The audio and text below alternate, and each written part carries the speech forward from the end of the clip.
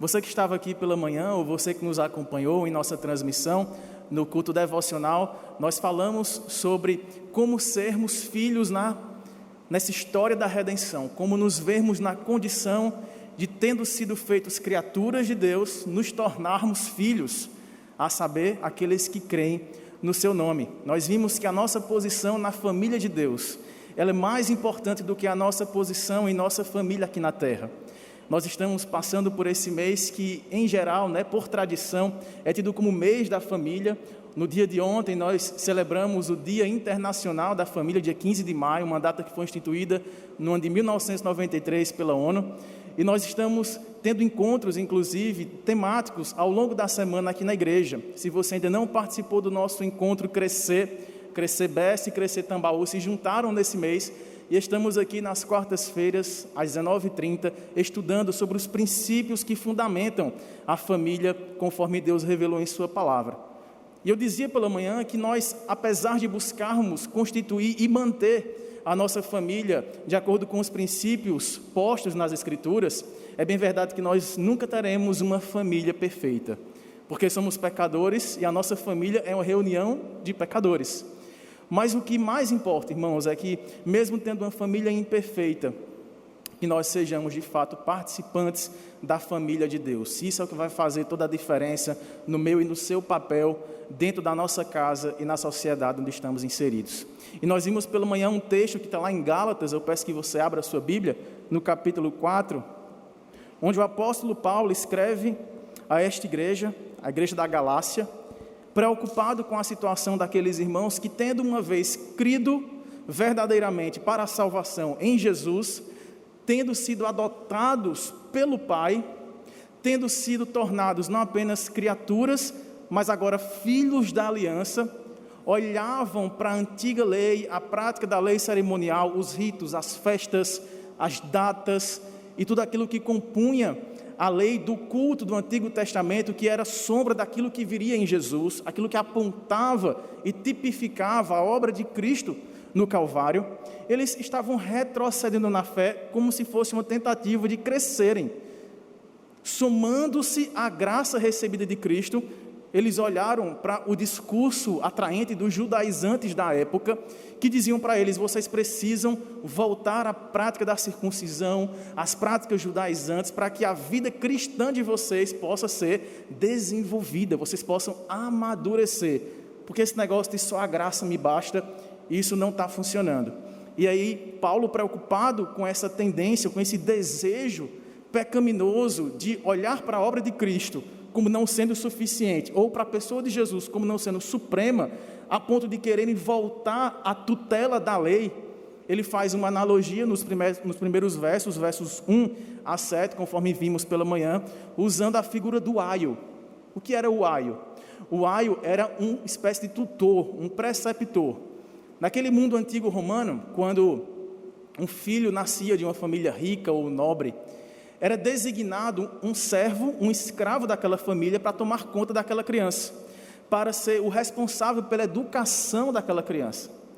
E aí os comentaristas explicam que, do ponto de vista da criança, essa não era uma posição tão honrosa assim ainda, porque ela não era adulta ainda e não podia desfrutar da herança que lhe estava reservada, mas precisava se subjugar a um escravo que estava subjugado ao seu senhor. E essa figura Paulo usa para dizer o seguinte: é como se vocês agora que atingiram a idade adulta, tendo a liberdade e também todos os recursos disponíveis para usufruir da riqueza do Pai que desce dos céus, com graça salvífica para vocês, vocês agora querem deixar isso de lado e dizer: não, eu quero voltar à infância, eu quero voltar à prática e à obediência para a salvação, através da lei, como se isso fora possível. E Paulo escreve, irmãos, com um tom de preocupação. Como um bom pai, ele não vive só de palmadas, porque nos versos seguintes, a ponto dele dizer, por exemplo, no verso 11, receio de vós que eu tenha trabalhado em vão para convosco, esse pai espiritual agora, olha para os seus filhos e faz um afago neles, e trata com carinho, mostrando que na família de Deus, aqueles que estão em Cristo, não são somente filhos. Nós que somos da família de Deus, também nos vemos como pais. pais espirituais. Vamos ler então a partir do verso 12, a palavra do Senhor, que diz assim, Gálatas 4:12: Sede qual eu sou, pois também eu sou como vós. Irmãos, assim vos suplico, em nada me ofendestes. E vós sabeis que vos preguei o Evangelho, a primeira vez, por causa de uma enfermidade física. E posto que a minha enfermidade na carne vos foi uma tentação, contudo não me revelaste desprezo nem desgosto. Antes me recebestes como anjo de Deus, como o próprio Cristo Jesus. Que é feito, pois, da vossa exultação? Pois vos dou testemunho de que, se possível fora, teríeis arrancado os próprios olhos para nos dar. Tornei-me porventura vosso inimigo, por vos dizer a verdade? Os que vos obsequiam não fazem sinceramente, mas querem afastar-vos de mim, para que o vosso zelo seja em favor deles. É bom ser sempre zeloso pelo bem, e não apenas quando estou presente convosco, meus filhos, por quem de novo sofro as dores de parto, até ser Cristo formado em vós. Pudera eu estar presente agora, convosco, e falar-vos em outro tom de voz, porque me vejo perplexo a vosso respeito. Amém? Deus abençoe sua palavra lida. Oremos uma vez mais. Vamos pedir que Deus fale conosco neste momento. Maravilhoso Deus, nosso eterno Pai, te damos graças por este culto, por essa oportunidade de estarmos em tua presença, te adorando, tendo comunhão uns com os outros e ouvindo a tua palavra, que agora será ministrada. Ó Pai, apesar de quem fala, que tu fales ao nosso coração, que cada palavra aqui seja para edificação da nossa vida, para confirmação da nossa filiação e para confirmação da nossa missão como aqueles que são agentes transformadores de uma cultura caída, anunciando que temos um só Pai, um só Deus e Senhor de todos, e assim nos tornemos para aqueles que não te conhecem como que pais espirituais, assim como o apóstolo Paulo e todos os demais irmãos que formaram discípulos ao longo da história, possamos também tomar o nosso lugar nesta missão, nesta comissão de indo pregarmos o Evangelho a toda criatura. Assim queremos estar, Pai, na tua família e sermos usados por ti. Fala conosco, pois assim nós oramos agradecidos em nome do Senhor Jesus. Amém. Meus irmãos, como nós vimos pela manhã, Paulo está escrevendo a essa igreja preocupado com essa situação, com essa tentação de alguns falsos mestres que cercavam a igreja com sugestões de crescimento rápido, evolução espiritual, desenvolvimento da espiritualidade por meio de um regresso, de um retorno às antigas práticas do culto judaico, do tipo circuncisão, dias, meses, luas. Os irmãos podem acompanhar, por exemplo, nos versos anteriores. No verso 10 ele fala: vocês pretendem guardar dias, meses, tempos, anos? Há uma grande diferença em nós relembrarmos datas importantes. Aliás, nós temos uma hoje que nos foi lembrada em um dos grupos da igreja, né? O dia do jovem presbiteriano. Então, aqueles que são jovens, pertencem à nossa igreja, nossos parabéns. Mas o que Paulo está dizendo é que não apenas a gente deve ter isso em mente, como se isso fosse mais importante do que a forma como nós celebramos cada dia da nossa vida na graça de Deus. Porque o importante não são dias, meses, anos, não são ritos, não são a expressão externa daquilo que nós pretendemos confessar por nossa fé, mas a atitude do coração e a execução da missão como povo da aliança. Paulo está preocupado aqui porque esses irmãos estão olhando para a obra de Cristo e tendo dito: eu creio, eu confio que Jesus morreu por mim, sendo eu inimigo, sendo eu pecador, carente da graça e da sua glória. Eu creio que ele, tendo morrido, ficou por 3 dias sepultado, segundo as Escrituras, mas que ao terceiro dia ressuscitou para quebrar o poder dominador da morte, e agora eu estou livre em Deus para uma nova vida vivida por fé. E as boas obras que daí vêm são frutos também da graça de Deus, porque somos salvos pela graça mediante a fé, que é um dom de Deus, não vem de nós mesmos, para que ninguém se glorie, para que andemos nas boas obras que o Pai, de antemão, antes da fundação do mundo, como diz Paulo na carta seguinte aos Efésios, Ele preparou, nos elegeu em Cristo, a fim de sermos santos e irrepreensíveis. Paulo não está pregando aqui contra a lei, mas contra o jugo de as pessoas se quererem colocar-se debaixo da lei para tentar agradar e conquistar o favor de Deus, quando na verdade graça é favor que não merecemos. O apóstolo Paulo, que vem desenvolvendo esse raciocínio, dando umas boas palmadas em seus filhos, ele agora faz um carinho e mostra como nós, sendo já filhos de Deus, tendo crido em Jesus como Senhor e Salvador da nossa vida, tendo nos tornado agora participantes desta graça que nos torna membros da mesma família, agora nós temos uma missão paternal com aqueles que ainda não conhecem a Cristo e que convivem conosco, para que tornemos nossos parentes, nossos amigos, nossos colegas, pessoas que vão adentrar e serem enxertadas no corpo de Cristo, fazendo parte da mesma família, a família de Deus. E aí, irmãos, logo no verso 12, o apóstolo Paulo nos ensina que para sermos bons pais espirituais, devemos em primeiro lugar ser humildes. Está aí no verso 12, quando Paulo se dirige àqueles irmãos, agora com mais calma e fazendo este carinho, sabendo equilibrar a repreensão e amor, porque um bom pai faz isso, não só trata com afagos e carinhos, mas que traz para a repreensão, mas que não traz a ira para o coração do seu filho, tratando só com repreensão, sabe também dar amor e afeições. E assim Paulo faz quando escreve: sede qual eu sou, pois também eu sou como vós. Irmãos, assim eu vos suplico, em nada me ofendestes. O apóstolo Paulo se equipara a eles, diz assim: olha, eu sou como vocês. Todos somos pecadores. Em algum momento da nossa trajetória cristã, a gente vai se envolver com algumas misturas à nossa fé pura que recebemos de Deus. Há uma tentação de tentar experimentar acréscimos ou decréscimos daquilo que recebemos da parte de Deus. Quando Paulo escreve sua segunda carta a Timóteo, ele fala: Timóteo, você tenha cuidado para que você se mantenha naquilo que de tua mãe e de tua avó aprendeste, o evangelho da salvação, e não seja movido pelos ventos de doutrina que tentam trazer à sua mente as suas sensações para te prometer experiências novas, a fim de que novas revelações surjam, mesmo que isso seja uma volta à antiga prática da sua religiosidade, porque de lá Cristo já te recuperou. A imagem aqui é de um resgatador. O que Paulo está fazendo aqui é mostrar que quando nós olhamos para Cristo e o confessamos como Senhor, Ele é Senhor de tudo, Senhor soberano e absoluto. Não há espaço para servirmos a dois senhores. Aliás, Cristo mesmo, quando estava pregando de seus primeiros sermões, um dos mais famosos, Sermão do Monte, se vocês puderem abrir em Mateus capítulo 5, mais à frente ele vai dizer que se a gente só pode servir a um Senhor, ou a Deus, ou às riquezas. E logo no capítulo 5, nos primeiros versos, Jesus vai dizer que nós devemos buscar a felicidade por meio da humildade. Veja o que aqui diz a primeira bem-aventurança no verso 3. Diz que Jesus foi às multidões, depois subiu ao monte para ensinar seus discípulos, dizendo, verso 3. Vamos ler juntos o verso 3?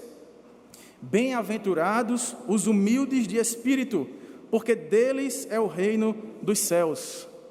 Humildes de espírito, o que significa isso? Em algumas outras versões, pobres de espírito, Todas essas pérolas das bem-aventuranças, que significa mais do que feliz, mais do que abençoado, são direcionadas para as pessoas que olham para estes aspectos dos súditos do reino que Cristo trouxe ao mundo. Se vocês querem me seguir, está aqui os critérios, o caráter, a busca que todos nós devemos investir. Porque aquele que quer vir após mim, negue-se a si mesmo, tome a sua cruz e me siga.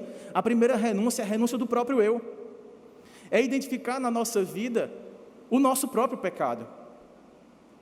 Eu lembro que logo no início, quando eu estava ainda saindo do seminário e vindo morar aqui em João Pessoa, e eu fui para o primeiro crescer com o pastor Robson. O pastor Robson nesse dia, inclusive, não chegou, furou o pneu, foi um problema, eu tive que dar a palavra na hora lá. E era uma série sobre as bem-aventuranças. Nós tínhamos começado ali uma série sobre as bem-aventuranças, E é muito interessante quando a gente vai estudar aqui, porque, meus irmãos, como essas bem-aventuranças têm sido mal aplicadas. Vou dar só um exemplo. Quando a gente vê assim, grandes casos de corrupção, de desordem, no nosso país. A gente lembra logo de um versículo, né? Bem-aventurados que têm fome e sede de justiça, porque eles serão fartos, saciados, né?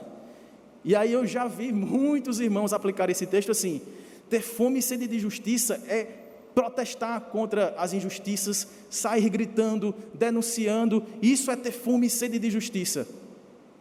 Não está de todo equivocado, mas é porque o olhar não começa fora, começa dentro.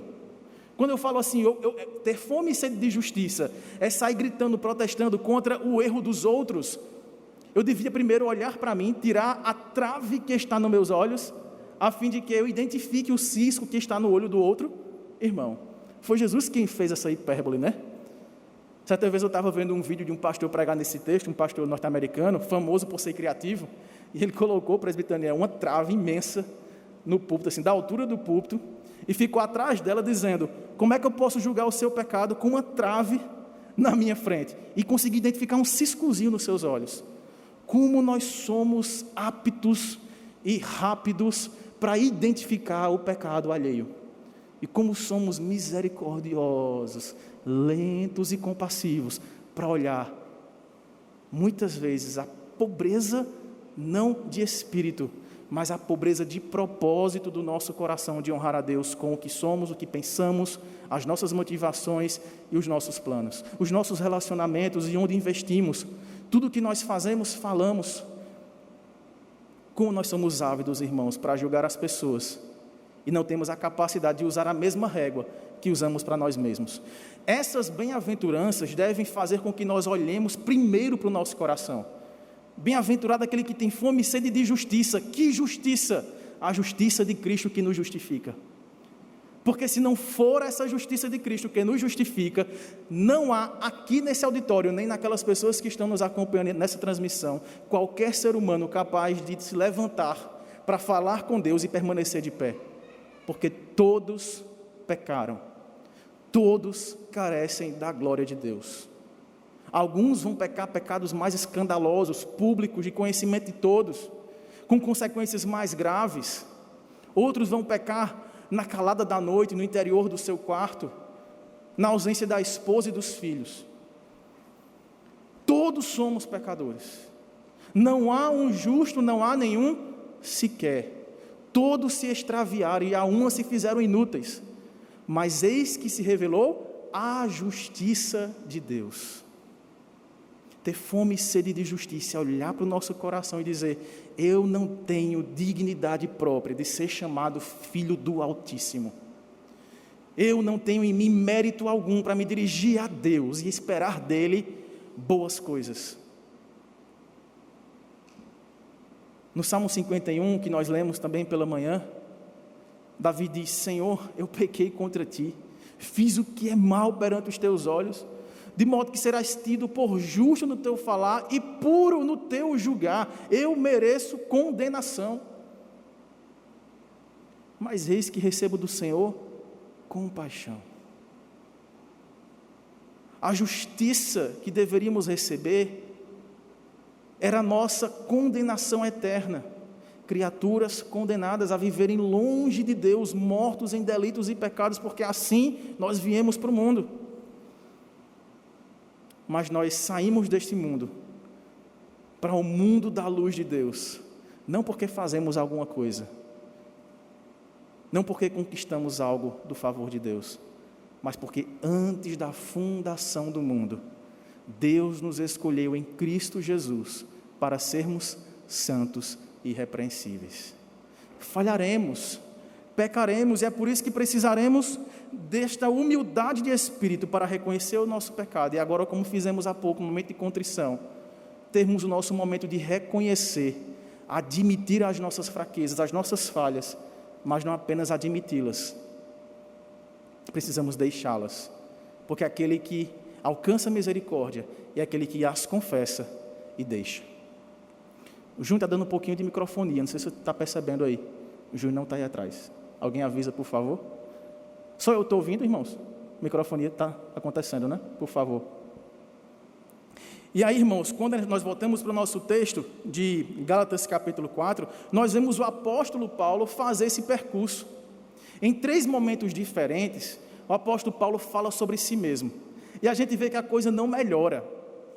Na primeira vez que o apóstolo vai falar sobre si mesmo, ele fala assim: eu que sou o menor dos apóstolos, nascido como alguém fora de tempo.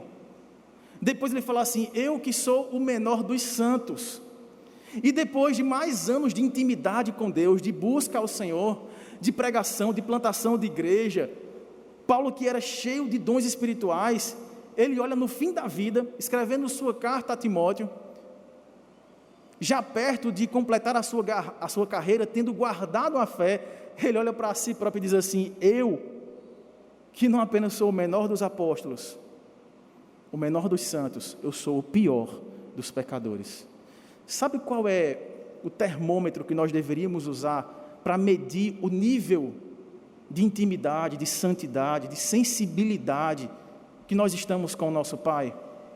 O nível de obediência, o nível de busca, é se nós estamos mais sensíveis para perceber o pecado do nosso coração.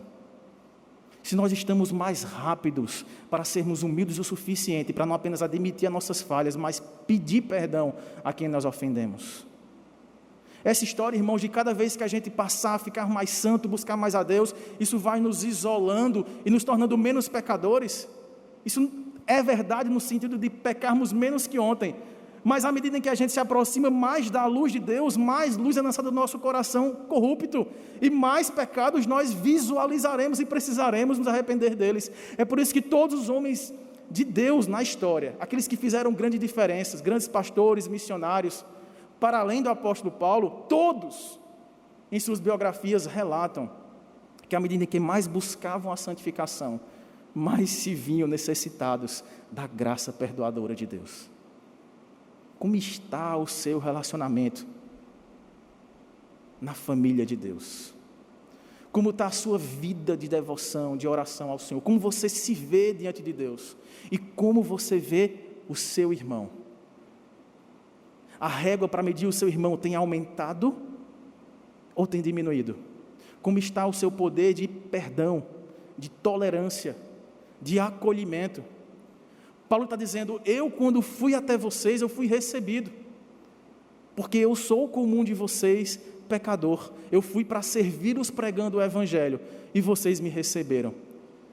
Mas a segunda verdade, para além da humildade que Paulo coloca para sermos bons pais espirituais, daqueles que vamos pregar o Evangelho, na nossa casa ou fora dela, é que devemos ser amados, não por nossa aparência, mas por quem de fato nós somos. Os versos 13 e 15 mostram algo muito interessante. Como é que o apóstolo Paulo foi parar na Galácia para pregar esse evangelho?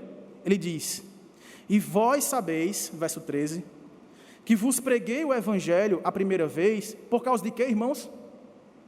Por causa de uma enfermidade física. Paulo foi bater na Galácia, porque estava pregando em alguma região, ele não dá maiores detalhes sobre isso, estava pregando ali por perto, de repente, não sei, né? Vai que a Galácia era como Campina Grande, assim, um centro médico interessante, né? Para quem é de Campina Grande vai concordar. E aí, não, vou passar por Campina Grande ali, porque vou me tratar. Aí, chegando lá, plantou uma igreja, nunca perdia tempo. Vou pregar o evangelho, vou gerar filhos na fé. E ele fala: eu estava enfermo, e era uma enfermidade visível, uma enfermidade física, que afetou provavelmente a sua aparência. Porque olha o que é que diz o verso seguinte, o verso 14. E posto que a minha enfermidade na carne, né, no corpo, vos foi uma tentação, se ele está falando aqui de acolhimento, a tentação foi de rejeição. Lhes foi uma tentação, contudo, não me revelastes desprezo, nem desgosto, antes me recebestes como anjo de Deus, como o próprio Cristo Jesus. Por isso que ele faz a pergunta no verso 15, o que é que aconteceu então? Que é feito, pois, da vossa exultação, da vossa alegria em me receber, em receber a minha instrução, as minhas palavras? Pois vos dou testemunho de que, se possível fora, teríeis arrancado os próprios olhos para nos dar. E aqui, para alguns estudiosos, né, está a dica de qual seria, talvez, o espinho na carne do apóstolo Paulo, pelo qual ele orou por 3 vezes, e não obteve resposta favorável para que dele fosse arrancado aquele espinho. E a resposta de Deus para ele qual foi? A minha graça te basta. Paulo, você vai ter que conviver com essa dificuldade. Nós não sabemos o que é, mas uma das possibilidades era uma enfermidade. Tanto que algumas das suas cartas ele precisava de outra pessoa para escrever para ele. E depois ele assinava, e assino eu de próprio punho. Provavelmente esse problema de vista o acompanhou, não só nessa época aqui, talvez em sua primeira viagem missionária ainda, mas por toda a sua vida. Deus não curou. Gente, Paulo curou muitas pessoas. Coxos, aleijados, cegos, mancos. O relato dos milagres que por meio de Cristo, que os apóstolos operaram no livro de Atos, são milagres de toda sorte. Mas ele mesmo não curou a si próprio. Isso mostra que o dom de Deus não é algo que Deus dá, a fim de que seja nosso e usemos ao nosso bel prazer e que sempre vai dar certo quando nós queremos. Nós somos apenas instrumentos da graça de Deus. A oração do justo pode muito em seus efeitos. Se eu pudesse abrir a oportunidade aqui para os irmãos virem contarem testemunhos, não só de enfermidades, mas de respostas de oração que nós fazemos e que talvez ninguém ouve, e nós sabemos que Deus ouviu, porque a resposta chegou. Certamente nós teríamos uma fila indiana aqui imensa para contar coisas simples, a cura de dor de cabeça, a cura de câncer, como nós temos.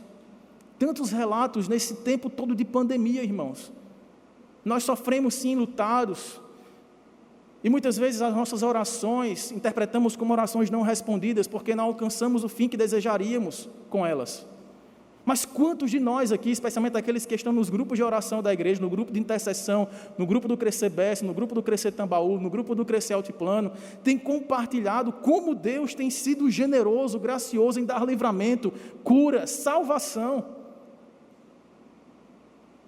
Porque esta é a confiança que temos para com Deus, como disse o apóstolo João em sua primeira carta, no capítulo 5, versos 13 e 14. É que se pedimos alguma coisa em seu nome, crendo, segundo a sua vontade, estamos certos de que o Senhor nos ouve, apesar de quem fala.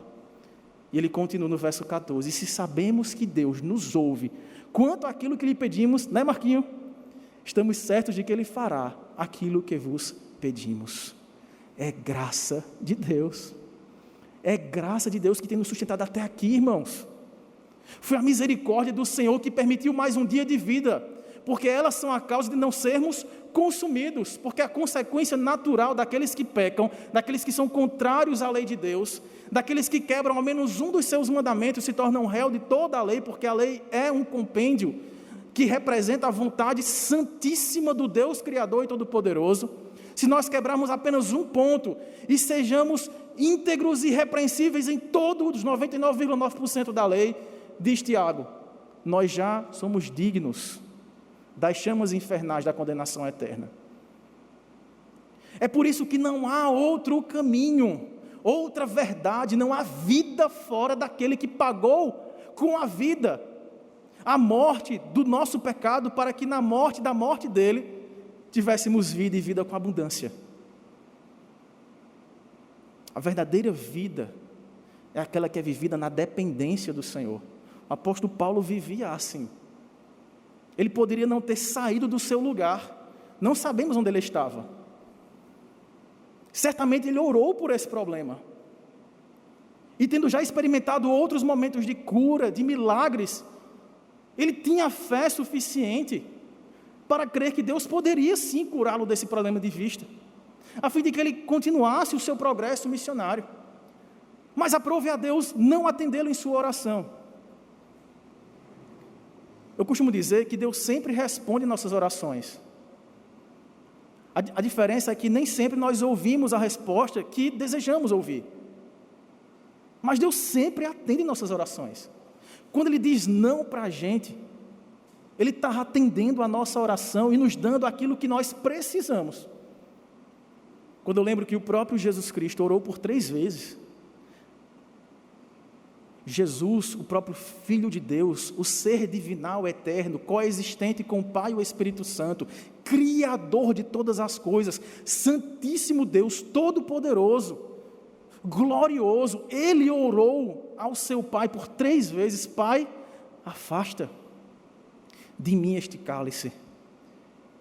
Arruma outro plano, Senhor. Será que o Senhor tem um outro plano para a salvação dos teus eleitos? Que não seja tomar o cálice da tua ira, que não seja enfrentar essa cruz, não apenas vislumbrando os sofrimentos físicos que terei, e não apenas a ignomínia, a vergonha de desnudo sofrer o pecado alheio, mas de receber toda a ira do Senhor e ser abandonado numa cruz de maldição, tendo se tornado pecado, miséria, a favor de pessoas, e sofrer este desamparo na cruz. Pai, se possível for, passa de mim este cálice. Ele orou não foi uma vez, irmãos, foram 3 vezes.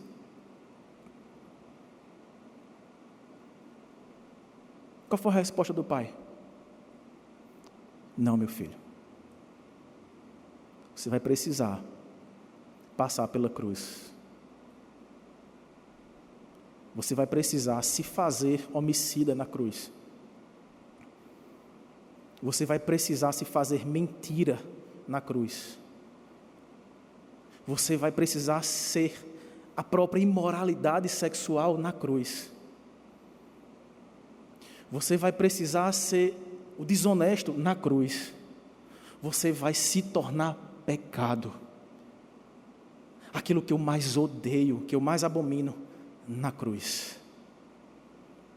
E é por isso que Jesus, de uma forma misteriosa, que a gente só pensa e não consegue encaixar todas as peças nesse mistério divino, que nos humilha a inteligência, sendo um ser coexistente com Deus e unido em uma triunidade indissolúvel, inseparável. Naquele momento em que a terra se fez trevas, o Filho descolou-se do Pai, a ponto de o Filho gritar: Deus meu, por que me desamparaste? Como explicar, irmãos, o fato de o Filho de Deus, sendo herdeiro do trono do universo, tendo sido autor da criação e o autor da recriação, da nova criação, daqueles que serão feitos filhos de Deus, o Redentor, o Messias, o tão aguardado Rei messiânico, como explicar este Jesus agora, completamente frágil, desprotegido, humilhado, cuspido, espancado, sangrando cada gota do seu sangue, por amor de mim, por amor de você? Eu me conheço, irmãos, vocês se conhecem.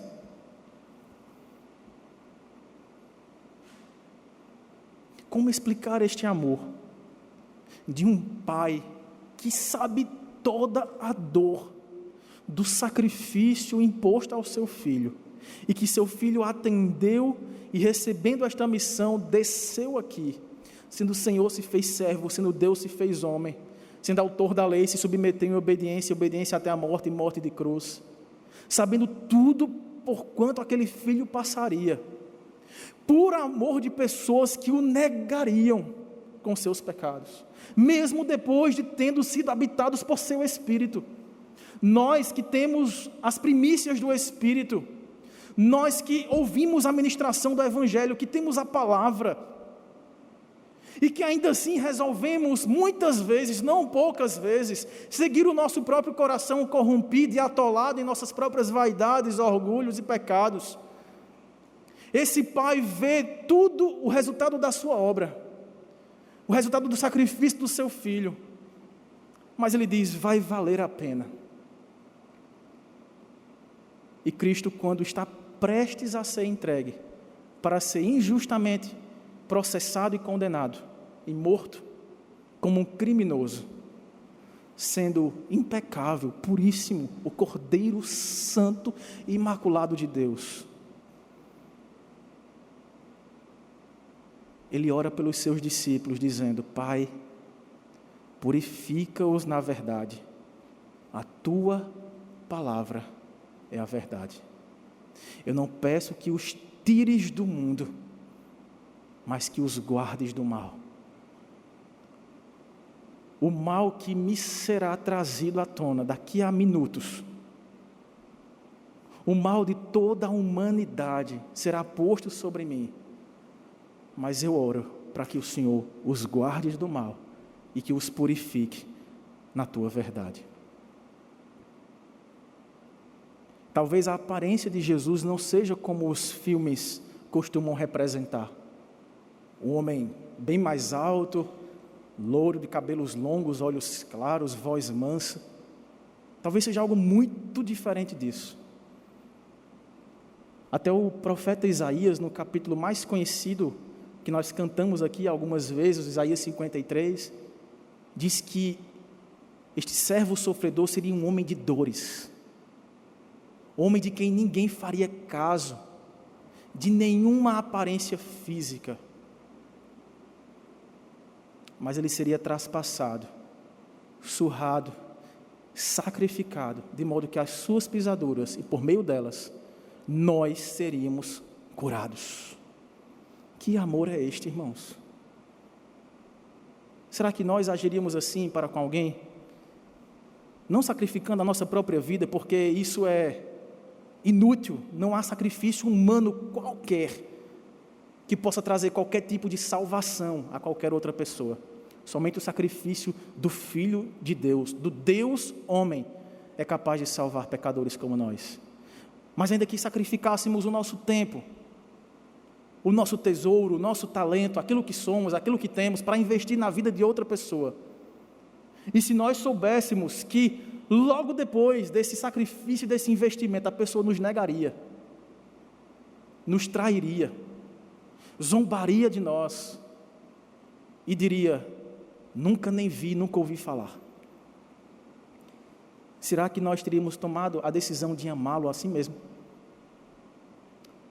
Pois Deus prova o seu amor pelo fato de ter enviado Cristo Jesus para morrer por nós, sendo nós ainda pecadores. Paulo chegou naquela comunidade para tratar de uma doença. Deus permite que a doença prevaleça até este momento, para que Paulo possa cumprir sem saber um propósito de salvar uma comunidade de pessoas, numa cidade como a Galácia, idólatra, cercada de cosmovisões distintas da palavra do Senhor. E Paulo chega lá para se tratar, e essa doença parecia deteriorar sua aparência, impressionar, fazer com que as pessoas não chegassem tão perto.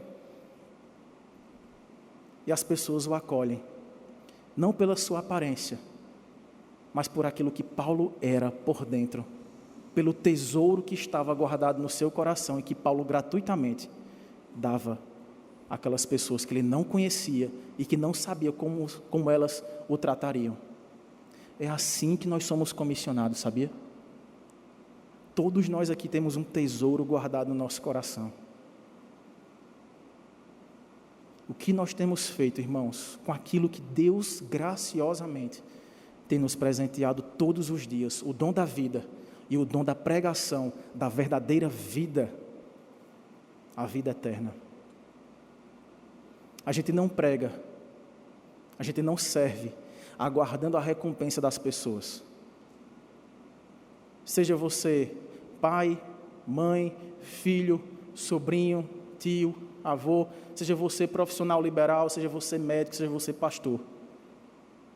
Nós servimos as pessoas como alguém que ganhou um grande prêmio, o prêmio da soberana vocação, e que não é capaz de ficar para si, porque lhe foi dada uma comissão de indo distribuir esse tesouro que traz verdadeira vida a todas as pessoas, sem esperar recompensa, sem esperar nada em troca.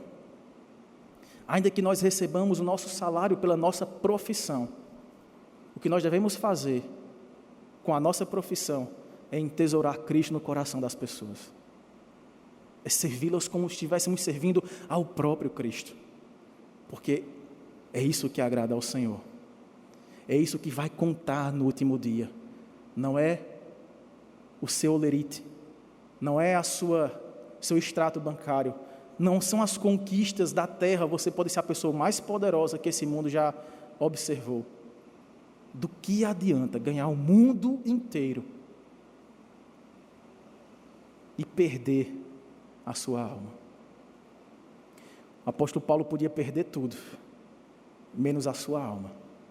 E a sua alma amava pessoas indignas como ele, pecadoras como ele, carentes da graça como ele.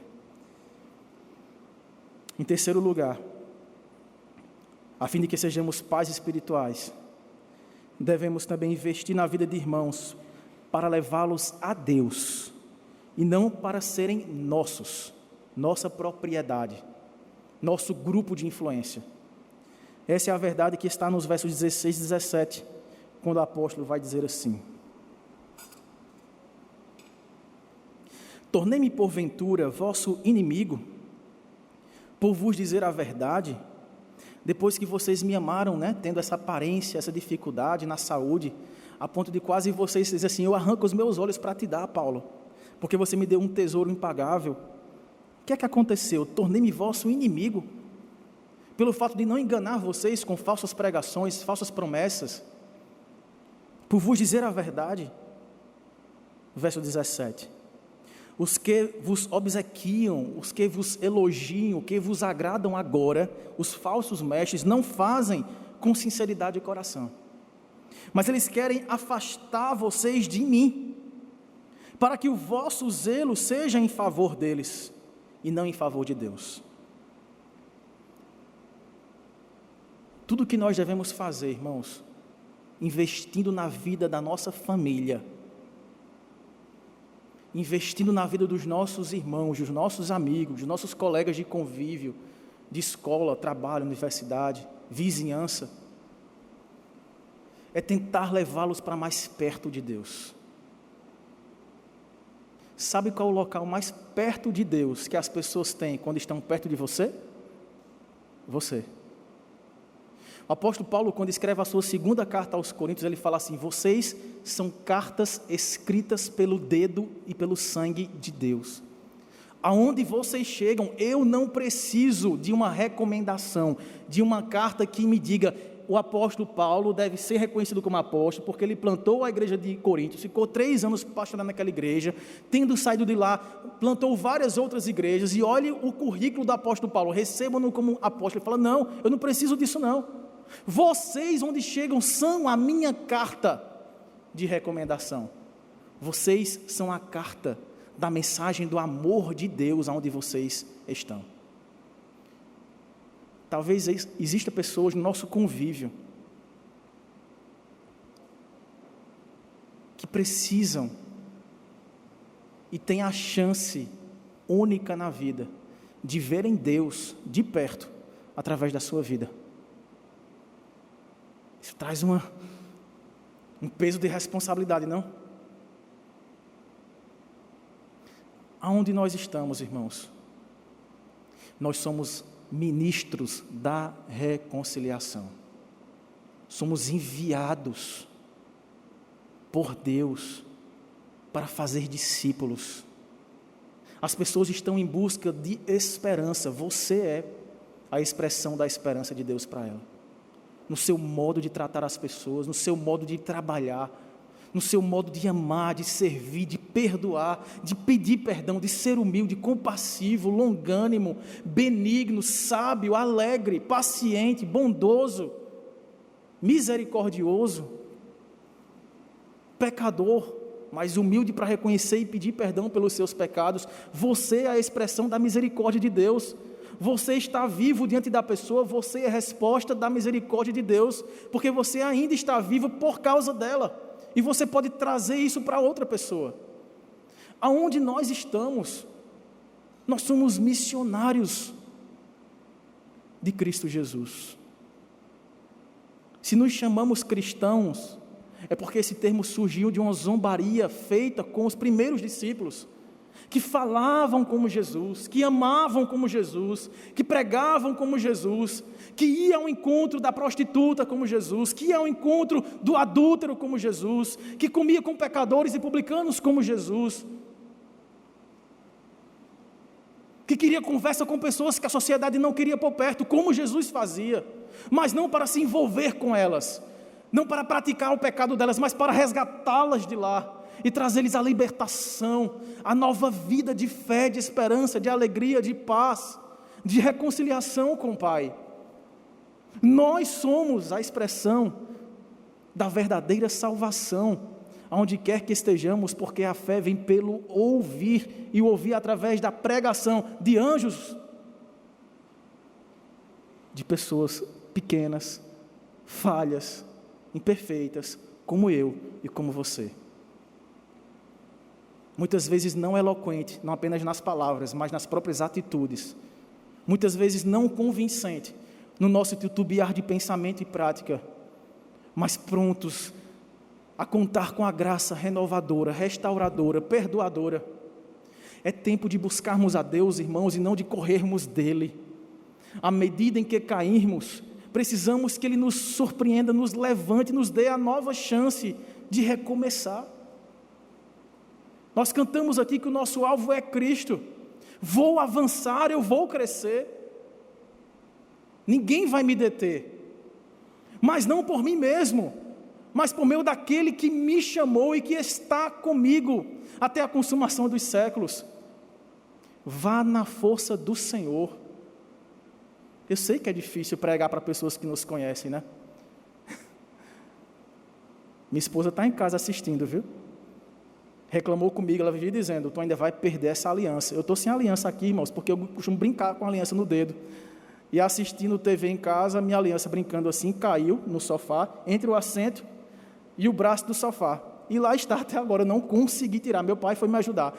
Viramos o sofá de cabeça para baixo, de lado para cima, jogamos para o alto, para baixo. E a gente não conseguiu achar essa aliança. E toda vez eu passo com uma vergonha por Anne. Ela só faz olhar para mim, tipo, eu avisei a você. E ela disse, eu vou pegar leve porque está dentro do sofá. Tem chance de recuperar. Mas como isso aqui está me angustiando desde segunda-feira, que eu estou com aquele negócio, meu Deus, estou me sentindo assim, ser uma parte de mim. Sem aquilo que muitas vezes eu brinco olhando para ela, lembrando do compromisso que Deus permitiu que eu fizesse com a minha esposa e constituir família com ela, a ponto de gerarmos um filho que está próximo de chegar. Quem somos nós, irmãos, para recebermos tantas bênçãos de Deus, de sermos chamados filhos de uma aliança, de um pacto eterno, um pacto que nada nem ninguém poderá fazer qualquer coisa, nem outra criatura, nem principados, potestades, coisas do presente, do porvir, alturas, poderes, nada pode nos separar ou quebrar esta aliança que Deus fez conosco, por amor, e através do sacrifício do seu próprio Filho. Que possamos carregar a marca desta aliança no nosso modo de viver e de nos relacionar, a fim de que mais pessoas recebam o anel do compromisso, que as conduzirão, aí sim, no último dia, a um estado de perfeição. Veremos a Cristo face a face. Ele estará com o corpo glorificado, não sabemos qual a diferença. Um corpo eterno, impecável, como já o era para ele, mas para nós, nosso corpo será como o dele, impecável, indestrutível, glorioso. Naquele grande reencontro nos ares, naquela festa de casamento, celebraremos o espelhamento perfeito do nosso caráter ao caráter daquele que nos amou. É por isso que nós devemos, irmãos, aproveitar cada oportunidade para pregar o amor de Cristo para as pessoas. O mundo está desesperado por algumas respostas. Você as tem. Fale de Jesus. Ontem nós conversávamos aqui com um encontro jovem, adolescentes e jovens, e nós debatíamos de que modo nós podemos, como Marlon citou aqui na ministração, no Salmo 1, não andar no caminho dos pecadores, não parar para ouvir as suas sugestões pecaminosas e não nos assentar na roda dos escarnecedores, mas termos o nosso prazer na lei do Senhor, à medida em que andamos no mundo, estamos no mundo, sem sermos do mundo, para no mundo mostrar a luz que ilumina todo homem. Porque não se pode colocar a candeia debaixo do alqueire ou debaixo de um balde, ela tem que estar num lugar alto para iluminar a casa toda. Precisamos ser essa luz e ser o sal que traz sabor e preservação de muitas vidas e famílias que precisam ser restauradas, ser curadas. Precisamos ir, não para sermos escarnecedores nas rodas, mas para, identificando boas oportunidades, irmãos, podemos fazer a diferença. É por isso que nos versos 16 a 19, o apóstolo encerra dizendo, 18. É bom ser sempre zeloso pelo bem, e não apenas quando estou presente convosco, meus filhos, por quem de novo sofro as dores de parto, até ser Cristo formado em vós. Haverá sim aflições, viu? Haverá sim dificuldades, frustrações, desânimo, falta muitas vezes de coragem, dúvida, medo de sermos julgados, de sermos repreendidos, de sermos acusados. Como é que você vem falar isso para mim? Você que já foi isso, já fez isso. Você que na sua família já desestruturou, já fez isso. Estamos falando do amor que reconstrói, da graça que recompõe, da salvação que nos preservará, porque nos transformará dia após dia, zelando pelo bem de Deus, zelando pelo bem da sua igreja. Seremos conduzidos por Cristo até o último dia, carregando nas mãos, pegando nas mãos uns dos outros. Se fosse hoje, colocando cotovelo com cotovelo. Estamos juntos, irmãos, pertencemos à mesma família. Não somos apenas filhos, que possamos nos ver também como pais, que vão investir tempo, vida, oração, testemunho na vida de outros, para que Cristo seja visto em nós e que a carta da qual somos e pertencemos por letra do Senhor Jesus Cristo, escrita em vermelho escarlate por seu sangue, possamos ser lidos, interpretados e cridos como aqueles que carregam a mensagem, a única mensagem da salvação, com palavras, mas especialmente com aquilo que somos, não com a nossa aparência. Não precisa ir com a Bíblia debaixo do braço para dizer que é crente, mas com a Bíblia no coração, na mente, nas obras, na prática, no perdão, no amor, no acolhimento. E Deus completará a obra.